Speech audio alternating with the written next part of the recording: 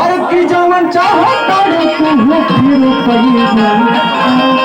और पईबू कि है बबुआ के कौन बबुआ के महादेव बाबा के जाने दो शंकर भगवान के जाने दो अरे कि है बबुआ के खुश करके जरूर कई इब्राहिमपुर में दोबारा फिर ये बबुआ के खुश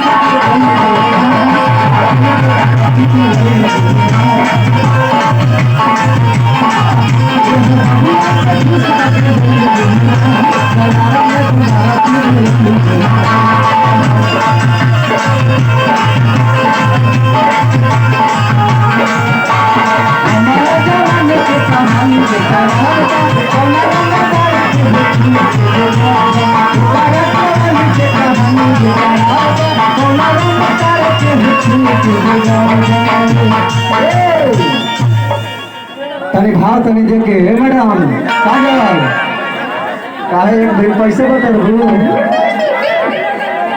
अगला नंबर उठाओ तनी रे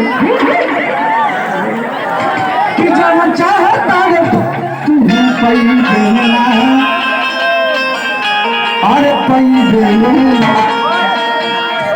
अरे रवि के ड्राइवर